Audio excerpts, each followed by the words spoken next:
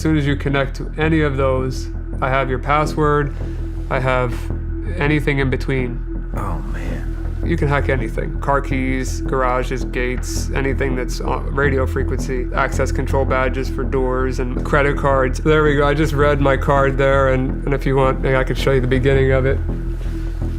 Oh my gosh, dude. This is Ryan Montgomery, known as the Ethical Hacker. He's demonstrating on camera how easily anyone can be hacked. Please pay close attention to what follows and share it with your family. There are many ways in which anyone can be hacked. I will show you a few methods that you and your family should be aware of, and of course, I will present a few solutions to help you protect yourself, so please stay tuned. Ryan is showing how hackers can trick people using fake Wi-Fi networks. They set up Wi-Fi connections that look real, like the ones you might see at a cafe or airport. So all of these networks here, they probably appear to be legitimate, right? Yeah. But they're not. These are all fake networks? They're all powered by me. So as soon as you connect to any of those, I have your password, I have anything in between. So that's one thing, that's just Wi-Fi. And you just, oh man. Is this how people are stealing information? This is one of many ways. When someone connects to one of these fake networks, the hacker can see everything they do, like the websites they visit or passwords they type in. Instead of your device talking directly to the real internet, it's actually talking to the hacker's computer, which pretends to be the internet. The hacker can then send you fake websites or steal your information without you knowing. This type of attack is called a man-in-the-middle attack, and it can happen in places where public Wi-Fi is used. So what about the Wi-Fi connections in airplanes? They're actually, you can hack anything. But Gogo Inflate, they have a pretty good segment on their network, so you're pretty safe with Gogo. There's a chance of getting hacked, but not the same as like a Starbucks or a here. Like, your network has to be segmented into chunks. Okay. And Gogo segments it pretty well. Although someone can create a fake Wi-Fi network that tricks people into connecting to it, they mentioned that they could easily make a fake Wi-Fi network with a name like Gogo Inflight, which people on an airplane might recognize and connect to, thinking it's legitimate. The attacker can create fake networks with any name they choose, including names that look like the real networks people are used to seeing. Instead of just creating one fake network, the attacker scans the area to find all the real networks around them, and once they know the names of all the nearby networks, they can create fake versions of each one. This way, when people in the area try to connect to Wi-Fi, they might unknowingly connect to the attacker's fake network, thinking it's their normal, trusted one. Once they connect, the attacker gains control of their connection and can steal information. Besides Wi-Fi, the device they're talking about can also exploit wireless devices like mice and keyboards using a technology called nRF24. Some wireless keyboards and mice are vulnerable to attacks where the hacker can remotely take control of them. I'd highly recommend you go back to wired, even though it sounds old school. That's what you should do, because I could control your mouse and keyboard with this device and send keystrokes way faster than you can type them, and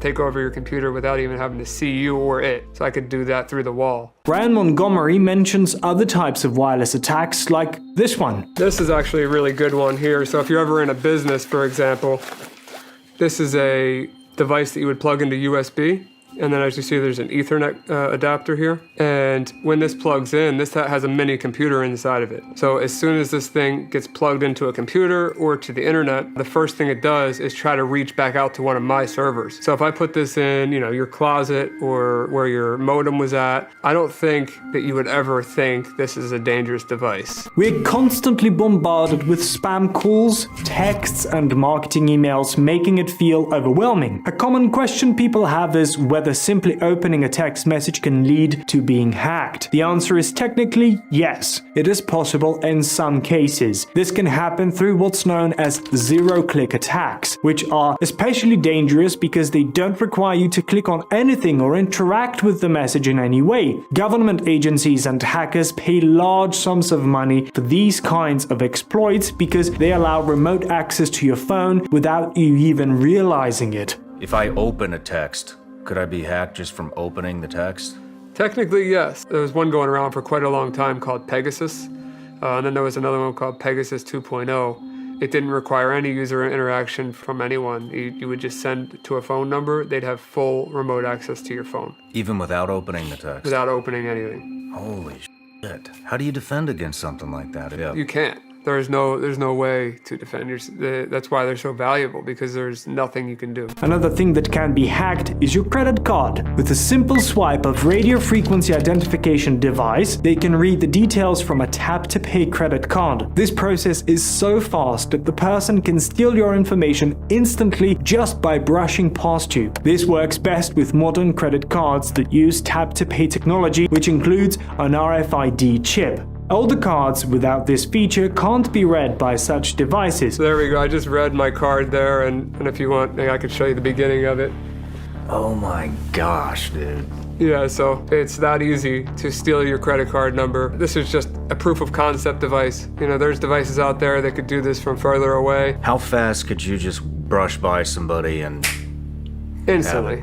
Instantly. Yeah, there's no delay there. The solution? You should be using an RFID blocking wallet to protect yourself from this type of theft. If you can't afford an RFID blocking wallet, a quick fix is to wrap a layer of tinfoil around your wallet. This will stop devices from being able to read your card. Even though new credit cards have a security chip, the introduction of the RFID tap-to-pay feature has made them more vulnerable to this type of theft than older, non-tap cards. It's surprising and a bit of weird because the RFID feature was supposed to make payments more convenient but ended up introducing new security risks. Another scary thing is that your car key can be hacked easily. First, they use a frequency analyzer to find the exact frequency that the car's key fob operates on. Modern key fobs are a controlling code system for security. This means that each time you press the unlock button within range of your car, the code changes and the previous code expires. But if you press the button while out of range, for example, while you're inside your house, the codes remain valid and could be used later to unlock the car. Here's how it works. Most cars are going to be in the 315, 433 megahertz range, but on this case I'll do the frequency analyzer so I can see exactly what that frequency is. So I'll press the lock button. I see that this is 314,999. So that tells me that most likely this is going to be a 315 key. So now I'm going to record, and as I hit unlock, unlock, unlock, unlock, stop. So now I have 4 captures here that will work, because how these work, these use a rolling code. So every time I press this unlock button and the car is within range, that code expires. If I'm out of range of the car, then these are valid codes.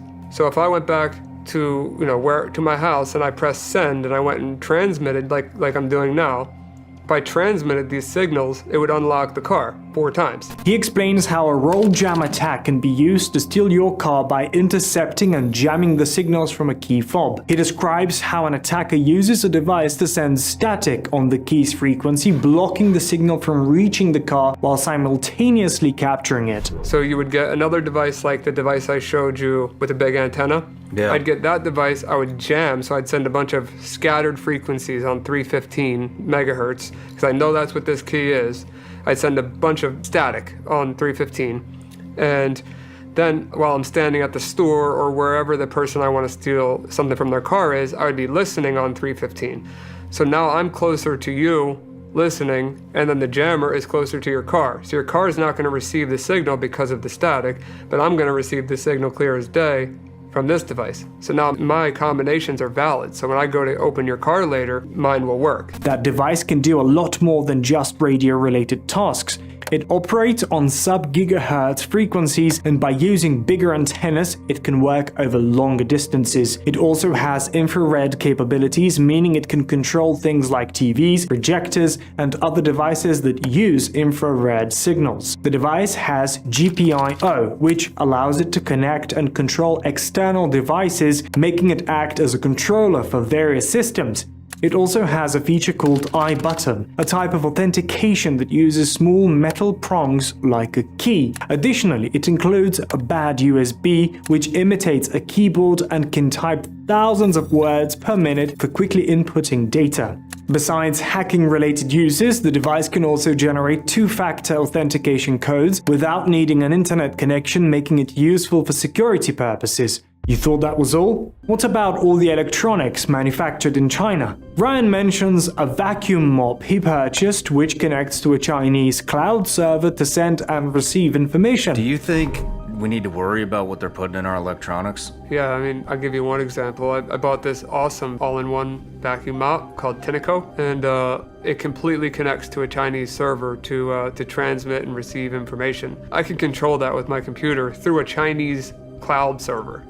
There's no reason that vacuum and mop should connect to a Chinese cloud. Everyday devices like a vacuum mop that connect to the internet can pose security risks. Even though it's just a household appliance, its Wi-Fi connection opens up the possibility for someone to remotely control it. If it connects to an external server like one in China, there's a chance that the device could be used to compromise your home network. The concern is that any device with Wi-Fi, whether it's a vacuum, washing machine, or refrigerator, can become vulnerable. Not all of them are constantly communicating with external servers, but once they are connected, they can create a potential security risk. This is because these devices are often connected to the internet even when they don't really need to be, making them a possible target for hacking or unauthorized control. One of the reasons they do that is data, which is incredibly valuable today because it helps companies make money, especially through advertising. When you search for something online, like on Google, companies can track what you're looking for and use that information to show you ads related to your interests. This makes it easier for businesses to target you with products or services you're more likely to buy, which means more money for them. It's not just about what you actively search for though. If a company has deeper access to your network or personal information, they can see what you're doing even when you're not searching for something directly. For example, if you're chatting with someone about a product or interest, that data can also be collected and used to show you ads later. This information is valuable because it helps advertisers understand what you're interested in before you even start looking for it on Google. In simple terms, companies want as much data as possible because it helps them figure out what you want, allowing them to sell things to you more effectively. Now that you know all of this, here's what you need to do to protect yourself from hackers. First, use a password manager. I would recommend using a password manager for anything that you're storing your passwords with. The #1 ranked password manager recommended by Ryan is 1Password. This is the one I already use, so I will leave a link in the description below. 1Password. 1Password. Yeah. Is that the only one that's worth a damn? I don't want to speak on ones that I don't know. Alright, we're gonna have to make some changes. And second, install antivirus software or consult with an IT company that specializes in cybersecurity or reach out to a dedicated cybersecurity firm. Third, use an RFID blocking wallet, and potentially, if you want to be extra safe, use a key fob that has an RFID shield on it. Be cautious about the websites you visit. If your browser warns you that a site looks unsafe, it's probably unsafe. If someone tells you otherwise, make sure they're a trustworthy source. Always use common sense. If something seems too good to be true, it likely is. And one of the most important ones, I would recommend staying up to date, buying new routers when they come out. Stay up with technology when it comes to your daily devices. Make sure you have a new smartphone if you can afford one. Laptop, make sure you keep it updated. Computer, desktop, whatever computer you use, make sure you keep it on the latest update patch. So this is why they keep putting out these software updates.